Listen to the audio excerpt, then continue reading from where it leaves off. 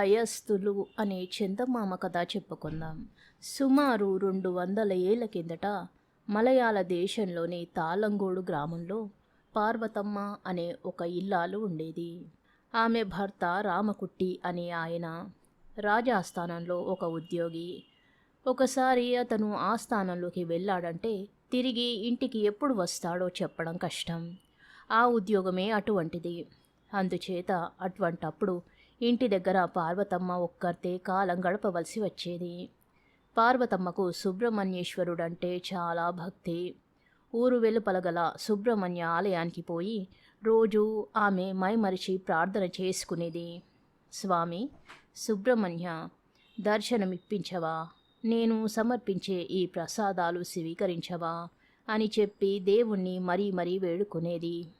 ఇలా ఆమె రోజు ప్రార్థించడం గుడిలో పూజారి కనిపెడుతూ ఆమె అమాయకత్వానికి లోపల నవ్వుకునేవాడు.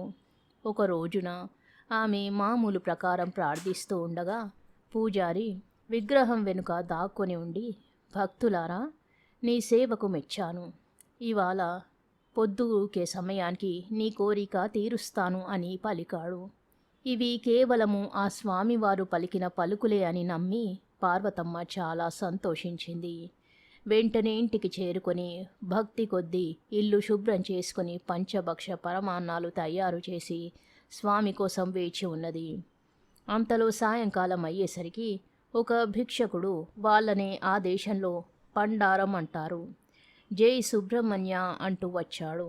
అతనిని చూడగానే పార్వతమ్మ, స్వామి ఈ రూపంలో వచ్చాడనుకుని, రండి స్వామి రండి, ఈ దీనురాలి ఆతిథ్యాన్ని స్వీకరించండి అంటూ పిలిచింది. వాడు ఆశ్చర్యపోయాడు. నేను భిక్షకుణ్ణి అన్నాడు. ఎంత చెప్పినా ఆమె వినక నిర్బంధించేసరికి గత్యంతరం లేక వాడు లోపలికి వెళ్ళాడు. ఆ భిక్షకుణ్ణి పీట వేసి కూర్చోబెట్టి చక్కగా భిక్ష వేసింది పార్వతమ్మ. దొరికిందే చాలునని వాడు బాగా ఆరగించాడు. అయితే ఎవరైనా వచ్చి ఈ రూపంలో ఉన్న తనను చూస్తే ప్రమాదమని ఒక వంక భయపడుతూనే వాడు భోజనం పూర్తి చేశాడు. భిక్షకుడు భోజనం చేస్తున్నంతసేపు ఆమె భక్తి కొద్ది గానం చేసింది. అంతలో పొద్దుగూకటం చూసి పార్వతమ్మ దీపారాధన చేసింది. అప్పుడు ఓ నా భక్తురాల, తలుపు తీయి అనే పిలుపు వినబడింది. చూడగా విభూది రేఖలు దండిగా ధరించిన గుడి పూజారి ప్రత్యక్షమయ్యాడు. ఓహో, ఇప్పుడు వచ్చిన ఈయనే నిజంగా స్వామి. ఇంతకుముందు వచ్చినది భిక్షగాడే అనుకుని పండారాన్ని చీకటిగా ఉండే అటకపైన దాక్కోబెట్టింది పార్వతమ్మ. పూజారిని ఎంతో భక్తితో లోపలికి పిలుచుకువచ్చి అతనికి సమస్తమైన ఉపచారాలు చేసి సత్కరించింది. ఇప్పుడు కూడా ఈ స్వామి మెచ్చుకోవాలని ఆమె భక్తితో గానం చేసింది. ఆ సమయాన బయట గుర్రం వచ్చే శబ్దం వినిపించింది. చూస్తే ఆ గుర్రం మీద దిగినవాడు ఆమె భర్తే. వెంటనే ఆమె పూజారి దేవుడికి నమస్కరించి, స్వామి, నా భర్తకు దేవుడంటే విశ్వాసం లేదు, పైగా చాలా కోపిష్టి. వారు శాంతించే వరకు మీరు కాస్త ఆ అటక మీద ఉండండి అంటూ అతనిని కూడా దాక్కోబెట్టింది. ఎటు పారిపోదామన్నా దోవతెన్ను కనబడక పూజారి కూడా అటక ఎక్కి ఒక పక్కన పడుకున్నాడు. పండారానికి కడుపు నిండింది కనుక ఇట్టే నిద్ర పట్టేసింది. వాడు మరొక మూల ఉండడం చేత పూజారి వచ్చిన సంగతి వాడికి తెలియదు. మరి కొంచెం సేపటికి పూజారికి నిద్ర పట్టేసింది. పార్వతమ్మ భర్త భోజనం చేస్తూ, ఇదంతా ఏమిటి, ఈ అట్టహాసం అని అడిగాడు. అందుకామె, మీరివాళ వస్తారని నాకు రాత్రి కల వచ్చింది, అందుకని ఇవన్నీ చేశాను అని సర్ది చెప్పింది. అతడు సంతోషించి విశ్రాంతి తీసుకొని వెంటనే పడుకున్నాడు. అర్ధరాత్రి అయ్యింది. పొట్ట నిండా అపూర్వమైన భక్ష్యాలు పట్టించిన పండారానికి దాహం వేసింది. మంచినీళ్ళు మంచినీళ్ళు అని పెద్దగా అరిచాడు. ఈ అరుపు చెవిన పడి పార్వతమ్మ భర్తకు మెలకువ వచ్చింది. ఏమిటది అని అడిగాడు. ఇందుకు ఆమె, మనం మరి పితృదేవతలకు చేయవలసిన కర్మలు ఆచరించడం లేదు కదా, అందుకనే వాళ్ళు 2 రోజులాయే ఇలా ప్రత్యక్షమవుతున్నారు అని యుక్తిగా సమాధానం చెప్పింది. అప్పుడు రామకుట్టి చేతులు జోడించి పైకి చూస్తూ, ఓ పెద్దలారా, ఇటుపైన మీకు జరపవలసిన కర్మకాండలన్నీ యథావిధిగా తప్పక జరిపిస్తాను, మన్నించండి అంటూ ప్రార్థించాడు. అక్కడ బండారానికి గొంతు ఎండుకుపోవడం చేత నీళ్ళు నీళ్ళు అని మళ్ళీ ఒకసారి అరిచాడు. పార్వతమ్మ అప్పుడు అటక వైపు తిరిగి, ఓ దైవమా, తూర్పు దిక్కున టెంకాయ ఉన్నది, అక్కడనే రుబ్బురాయి ఉన్నది, దానితో కాయ కొట్టుకొని ఆ నీళ్లు తాగి శాంతించు అన్నది ప్రాధేయపడుతూ. ఈ మాటలోని అర్థాన్ని గ్రహించిన బండారం అటక మీద తూర్పు దిక్కున వెతకగా చెప్పినట్టుగానే టెంకాయ దొరికింది. తరువాత రాయి కోసం వెతికేసరికి పండుకొని ఉన్న పూజారి గుండు ఆ చీకటిలో చేతికి తగిలింది. అదే రాయి అనుకుని బండారం వెంటనే టెంకాయను దానిమీద కొట్టాడు. తల చితికేసరికి అయ్యో అయ్యో అంటూ పూజారి గోల పెట్టాడు. ఏమీ తెలియక ఆ చీకటిలో కంగారుతో తడుములాడేసరికి అతనికి బండారం చెయ్యి దొరికింది. ఇద్దరూ కలియబడ్డారు. కింద ఉన్న రామకుట్టి ఈ గోల విని భయపడ్డాడు. పార్వతమ్మ హడలిపోతూ, అయ్యో, దేవతలకు ఇవాళ ఉగ్రం వచ్చేసినట్టుంది, రోజు మీరు వచ్చే వరకు శాంతంగా ఉండండి అని వేడుకుంటే అలానే ఉండేవాళ్ళు. ఇవాళ మీరు వచ్చారని తెలిసి కాబోలు వాళ్ళు ఆగ్రహం చెందినట్టుంది అని చెప్పింది. అంతలో అటకపై నుంచి వాళ్ళిద్దరూ ధబీమని కింద పడడం చూశాడు రామకుట్టి. చూసి హడలుకొంటూ గుర్రమెక్కి ఉడాయించాడు. ఆ తొందరలోనూ కంగారులోనూ అతను కంచీతో గుర్రాన్ని కొడుతూ ఉంటే కంచీ కొన అతనికే వీపు మీద తగులుతూ వచ్చింది. ఇది చూసి ఆ దేవతలే తనను వెంటాడుతున్నారనుకొని, బాబూ, నన్ను విడిచిపెట్టండి, మీకు ఏటా చేయవలసిన కర్మలని చేస్తా అని బతిమలాడుకుంటూ పోసాగాడు. ఆ అదనులో బండారం, పూజారి వాళ్ళ దారిన వాళ్ళు వెళ్ళిపోయారు. ఏం చేయగలదు పాపం పార్వతమ్మ. నమ్మిన దేవుళ్ళ లీలలకు విస్తుపోయింది. ఆమె భక్తి చివరకు ఇలా ఫలించింది. కథ సమాప్తం. ఇద్దరు విద్వాంసులు అనే మరో కథ చెప్పుకుందాం. సిక్కులకు మహాప్రవక్త అయినటువంటి గురునానక్ సంగీత ప్రియుడు. దేవుడి మీద ధ్యానం కుదరడానికి మధురమైన సంగీతమే మంచి సాధనమని నమ్మినవాడు. అందుచేత నానక్ భక్తిభరితమైన గానం చేసి తరుణోపాయం పొందాలని నిశ్చయించుకున్నాడు. తన మత ప్రచారం కోసం నానక్ రోజుకొక ప్రదేశం సంచారం చేస్తుండేవాడు. ఆ సంచారంలో ఆయనకు సంగీతం వినిపించడానికి భాయ్ మార్దానా అనే గొప్ప విద్వాంసుడు వెంట నుండేవాడు. మార్దానా ఎంతో చక్కగా భక్తి కీర్తనలను పాడి వినేవారికి తన్మయత కూర్చేవాడు. గురునానక్ ఏర్పరిచిన ఈ సాంప్రదాయాన్ని సిక్కు గురువులందరూ అనుసరిస్తూ వచ్చారు. గురువులలో 5వ వాడైన అర్జున్ దేవ్ తరంలో ఆయన వద్ద శాంత, బల్వంత అని ఇద్దరు విద్వాంసులు ఉండేవారు. ఆ ఇద్దరు అన్నదమ్ములే. ఇద్దరు చాలా కాలం వారి గాన మాధుర్యంతో గురుదేవుడైన అర్జున్ దేవును భక్తులందరూ మెప్పించి ఎక్కువైన ఆదరం పొందారు. ఇలా ఉండగా కొంతకాలానికి విద్వాంసులైన శాంత, బల్వంతులకు పెళ్ళాడదామని బుద్ధి పుట్టింది. పెళ్లి చేసుకోవడం అంటే మాటలా? బోలెడంత డబ్బు కావాలి. సరే, సోదరులిద్దరూ ఒకనాడు గురువు వద్దకు వెళ్ళి వారి కోరికను వెల్లడించారు.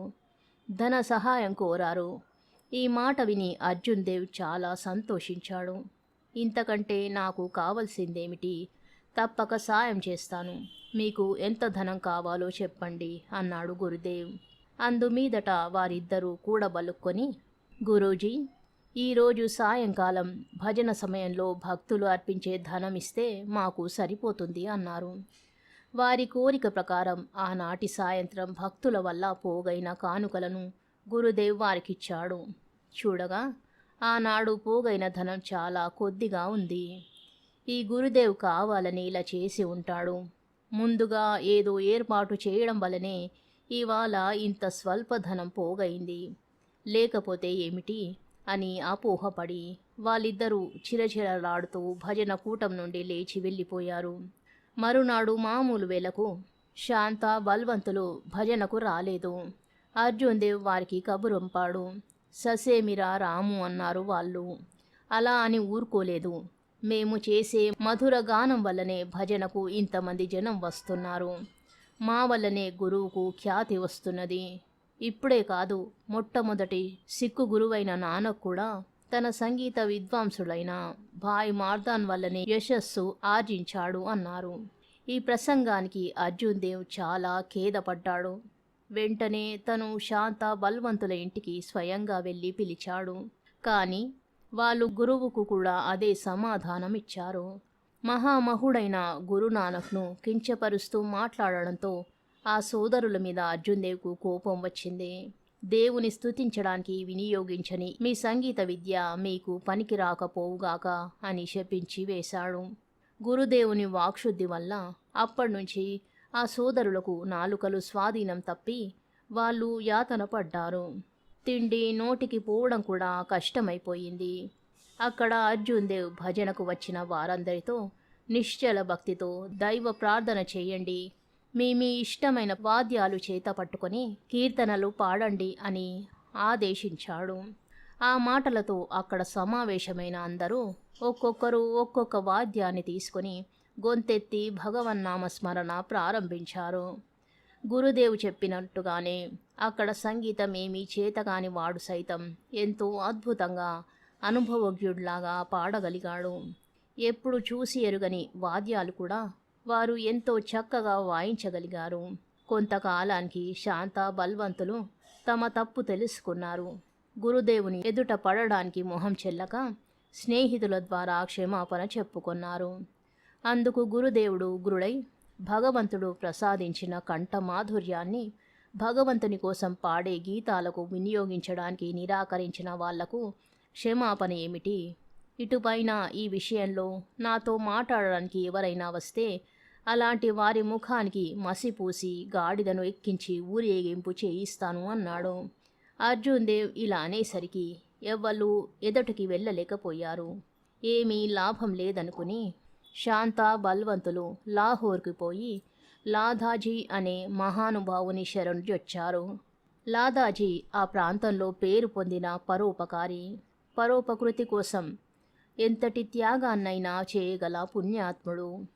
ఆ సోదరులు పోయి తమకు కలిగిన పరాభవం చెప్పుకోగానే లాదాజీకి కరుణ కలిగింది. సరే, మీరు వెళ్ళండి, నేను కనుక్కుంటాను అని చెప్పి వాళ్లను పంపించి వేశాడు. వాళ్ళు వెళ్ళగానే లాదాజీ ముఖమంతా మసిపూసుకొని గాడిదనెక్కి ఊరేగుతూ అర్జున్ దేవ్ వద్దకు బయలుదేరాడు. లాదాజీ అమృత్సర్ చేరుకునేసరికల్లా గొప్ప కోలాహలం ప్రారంభమైంది.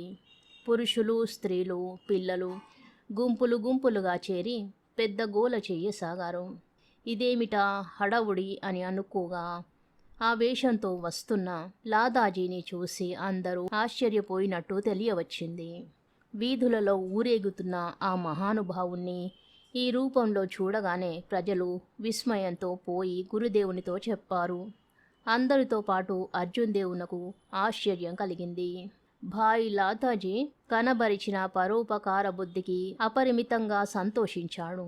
ఆయనకు దర్బారులో సమస్తమైన మర్యాదలు చేసి శాంత బల్వంతులను క్షమించి లాదాజీని సంతోషపెట్టాడు.